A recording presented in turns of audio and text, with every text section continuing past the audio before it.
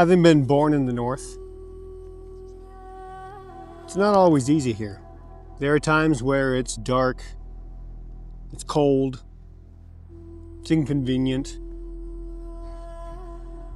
However, truth be told, that's right about where I like it. A little struggle mixed into my life, kind of like a seasoning. Now, you may wonder why, and you may wonder what in the world this has to do with a blade, but I'll tell you this. In many places, it feels like people have become addicted to convenience.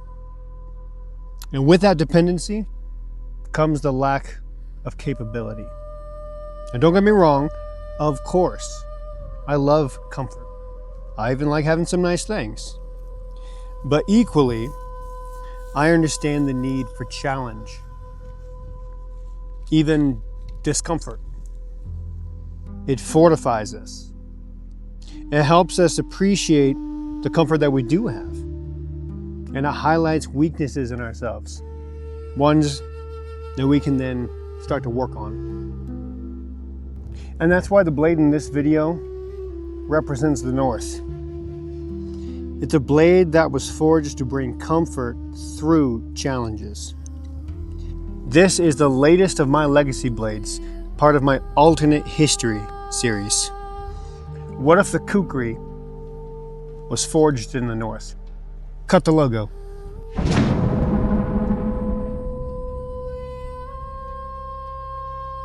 My name is Trevor Barrett, and I was born and raised in Alaska, and I'm a bladesmith. Because, honestly, I never really felt like I was born in the right time. Does that make sense? And so, the inspiration for this blade comes from a very specific place. You see, the Barrett clan has Scandinavian roots. Well, first Irish, and then the Normans, who came from Scandinavia. So, it might be a bit of a stretch, but it's enough for me. So that's why I designed this blade. It's very important to me because, truthfully, I'm still learning as a bladesmith. But I want to be more than just a guy who makes knives. And I wanted to connect to my heritage. So I got to thinking about the demands of a blade that would be needed in a northern climate, where things aren't quite as easy. Things are not quite as comfortable. And inevitably, I landed on the Seax. Now, if ever there was a versatile blade, it would be the Seax. It was designed to fill all sorts of different needs for those that, lived up in the north. There were cold winters, harsh winds, physical tasks. So the blade that they designed was simple, strong, and it was meant for all sorts of different purposes. Now, it's true that there's not any one specific style for the Seax, but most of them seem to fit a very similar base. Hey, puppy. These blades were typically just as useful in the camp as they would be in the home. They were as useful on a ship as they would be on a battlefield. They were meant to serve all sorts of different purposes depending on what you faced. Hunting, cutting up food, woodworking, bushcraft, cutting ropes on the ship, defending oneself. All of these were the common work for the mighty and reliable Seax. They had a good number of materials as well. Typically they had a strong, sturdy spine. Many times it was mild steel body with high carbon forged into the middle so that it would have a strong, sturdy blade with a flexible, shock-absorbing body. For the handle, they would often use ash wood, which was both practical and it had a lot of mythological meaning to them. The greatest connection that they had to ash was Yggdrasil, the world tree that connected all 9 realms. Now, there's a few scholars that debate its exact species, but according to Norse texts, it's frequently described as an ash tree. Now, added to that, there were lots of other materials usually ones that they had on hand, which included bronze, bone, antler, leather, birch. A rare one would be walnut, but they would use walnut sometimes.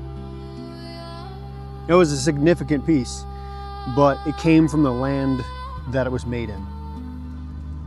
Consider the stories where the Seax played an important role, such as Beowulf and the world that Beowulf was set in. You see, swords, though they were plentiful and often used, oftentimes they were symbols of wealth, nobility. Okay. More often than not, however, the Seax was practical.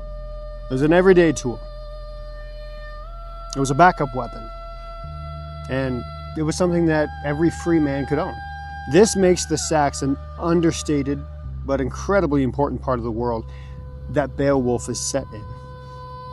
Now, when he fights Grendel, he uses no weapons. No sword, no Seax. It was a symbol of his worth and of fairness.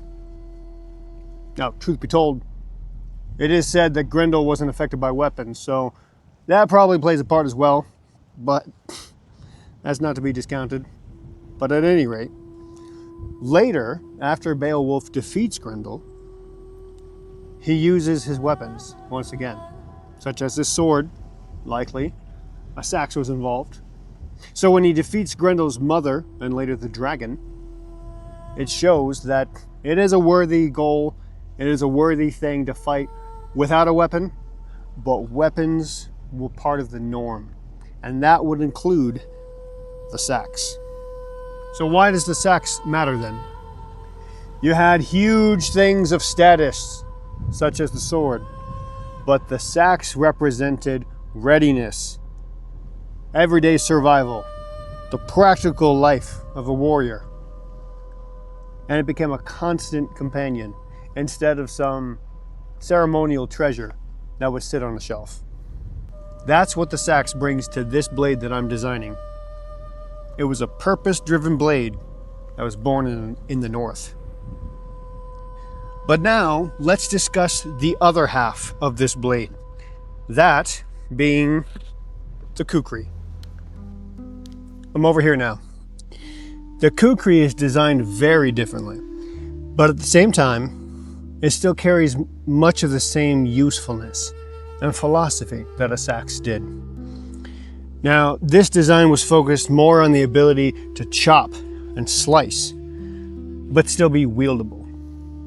It was designed for very similar tasks: bushcraft, camping, survival, cutting up your food, hunting, building shelters, and as a weapon. But this blade had more emphasis on chopping and less on stabbing. It had a strong, stout tip and a big belly that weighted it more forward. There's a bug in my face. So less stabby, more choppy. So instead of carrying separate tools for each task, the Kukri became one blade that could do nearly everything well. Now, many traditional Kukris included features that were practical or maybe cultural in their roles. Take, for example, the cho, that small notch near the handle. It had several proposed explanations. It may help prevent cracks from propagating, stop fluids from running into the handle, or it may have been a symbolic element of different traditions. There's really not a single explanation for it. But now look at the spine. Typically they had thick spines for strength, which would aid in the abuse that you put your blade through. Oftentimes they even had a distal taper, which means as it approaches the tip, the blade gets thinner. That helps bring that weight closer to the hand, make it easier to hold. Not to be forgotten was the hilt design, which was commonly flared at the end to help you keep it in your hand during those powerful swings and chops that it was so known for. Even that recurve was specially designed to aid in draw cuts and slicing motions. The kami, or the smiths that made the Kukri, incorporated a number of different philosophies into this blade while they were designing it. They understood that a smaller blade would be easier to wield in close quarters. They understood that by bringing the weight back, keeping the blade smaller, but giving it that big belly, it would aid in allowing the shorter blade to chop heavy, just like a larger blade. It was a good balance that they found with the design. They would use simple techniques and simple traditions that were passed down for generations. The Kukri resembled the Seax, not in appearance, but in spirit. Imagine a Norse craftsman living in the woods of the north. He already understands the value of a broad, single-edged blade like the Seax. He's forged utility knives. He's forged weapons for offense and for defense. He knows how to create a strong and powerful blade. High carbon steel is at a premium, so he takes mild steel and he forges a channel into it so that he can then inset the high carbon steel, forge welded together, and draw out to be a strong, sharp, yet flexible blade. But now he wants more chopping power without carrying a full-sized axe. So what would he do? Well, he would begin widening the forward section of the blade. Perhaps the point gradually drops a little bit lower. The edge develops a deeper curve than what you see in a Seax. Without being too simplistic, the design could be a little more subtle. These are the thoughts that came to me as I was designing this blade. A Seax transformed by the mentality of a Kukri. So, with that in mind, I went ahead and I started up the forge, I heated up the steel, and I decided that I was going to do it in what I would view a more traditional build, as what a Norse might do. Just like we discussed earlier, because high carbon steel was at such a premium, they would often forge smaller pieces of high carbon steel into mild steel bodies. And so I thought that that would be a perfect way to marry these two different types of blades. So I took a large chunk of mild steel and I chiseled in a slot down the entire length. All of the forging process took place with no power tools. Later I used a grinder, but at first it was all done hot. So I split open that channel, and then I took two pieces of high carbon steel and I forge welded them together so I could get the right thickness and the right shape that I wanted. A wedge to fit into the slot. Now this was a technique that I had never tried in this same way. I've made axes in this way, but this was different. And so it was a little bit of an experiment, but that's one of the things that I like so much, is that you get to learn how to use your muscles and your hammer and your anvil together to make this steel do what you wish. So everything I do is intentional, and admittedly I mess up plenty of times, but we do our very best. So while I'm not looking to do a 100% hand tools only build, I do want to lean towards that. So that means doing most of the work hot and using only a limited amount of power tools. It's just something that I like to do. I tend to lean more towards traditional methods. Once I get it nice and fitted deep in there, I know that it's time to bring it up and forge weld it. So we make sure that we use a lot of flux on those seams to help prevent oxygen from getting in, and I use the brush to clear off any scale before we do so. Once it's up to forge welding temperature, I set those welds just with a hand hammer. This fuses those two types of steel together nice and clean. A good heat and clean steel will give you a high quality forge weld. Essentially what we're building is a sand my blade, but as this was a little bit of an experiment, I wasn't really sure exactly what I was going for or exactly how I wanted to accomplish this task. So pretty much what you're watching is me figuring it out on the go. At this point, those welds are set firmly. So good old hand hammering, this is where a lot of that strength comes in to draw the steel out into its basic shape. Now, because this is a bit of an experiment, I came to realize that I had way more mild steel than I needed. So I made sure to not cut off too much, but I used that same chisel to draw out a line of where I wanted to cut off the back part of it to give us the right amount of material that I needed. No harm, no foul. All I do is take off the back part of excess mild steel, set it aside, we'll use it later. Once I get a good channel cut through it, it opens up pretty easily and then can break it right off. Now I have a solid billet that I can shape into the design that we've been working on. The belly still needs to be there for this particular design, but we don't want a huge fat belly. We want to have a more aggressive point. So, bring it to the anvil and start shaping out that tip. Sometimes you'll hear a smith say, "I just let the steel tell me what it wants to be." I'm not necessarily against that ideology, as long as it isn't used as a crutch, an excuse for not knowing how to work your material. Here at Barrett Knives, I'm the forge master. The steel doesn't tell me what it wants to be. I tell the steel what it will be.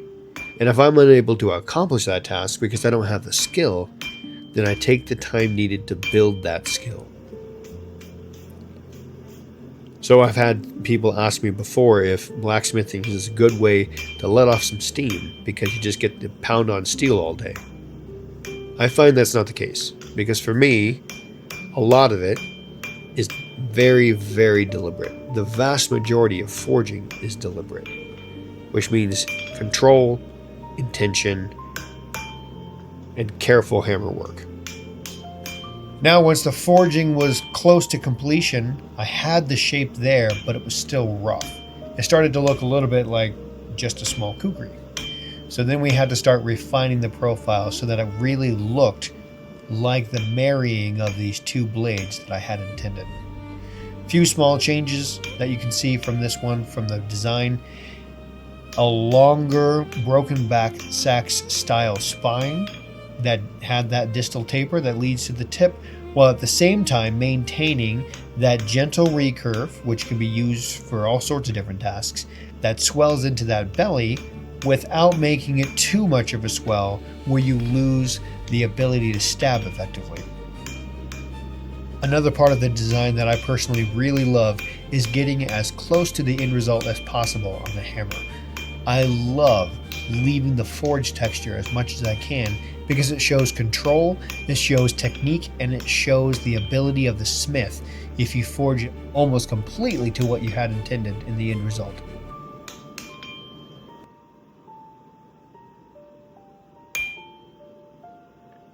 I went ahead and mixed together my own Nordic gold and cast it into these little ingots so that I could shape it later to serve as the guard and as the pommel. I found that that would be particularly fitting.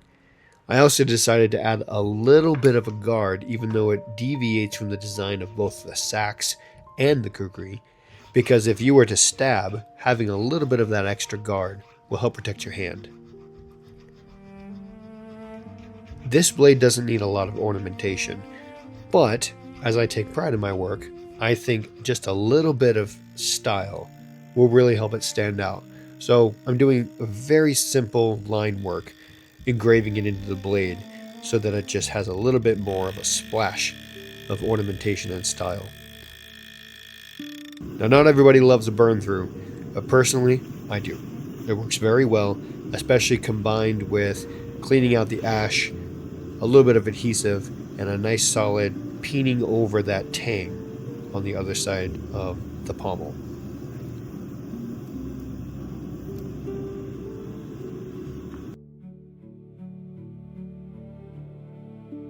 And then that of course brings us to the quench.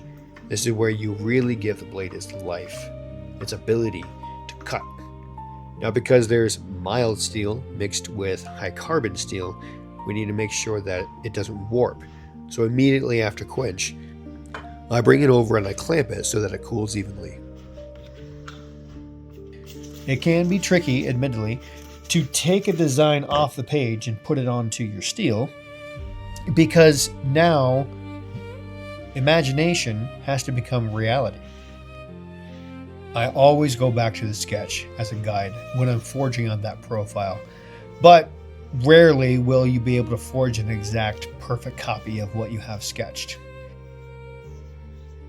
Not only does the design become more realistic now that it's actually here in the physical world and not just a concept on paper, but as you go, you may see tweaks that you want to make to the design, and that's an important part of the process. Improve and tweak where you need to, but still keep the same spirit of the design that you were working on. And so with all of that work being done, I am very happy to present my alternate history blade, What If the Kukri Was Forged in the North? With just about every single blade I make, I take it out and I test it. I test the balance, the grip, the weight, how it feels in the hand while you swing it around. This and more is incredibly important. It's not just about how well it cuts and how well the blade holds up under pressure. This is a vital part of it. I really hope you enjoyed this. Make sure you let me know in the comments what you liked.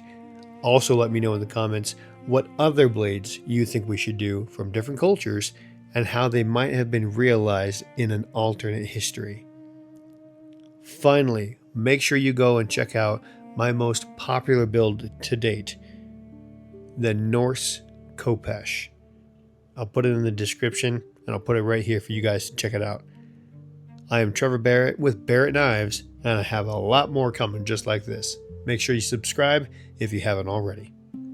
And if you enjoyed this and you want to see even more just like it, check out our memberships here on YouTube. I have so much more to offer, behind the scenes and the specifics of this build, and much more to come. It was built for very similar tasks, like bushcraft, camping. Could you stop? Thanks. Ooh, it is hot right here. Too hot for this northern boy.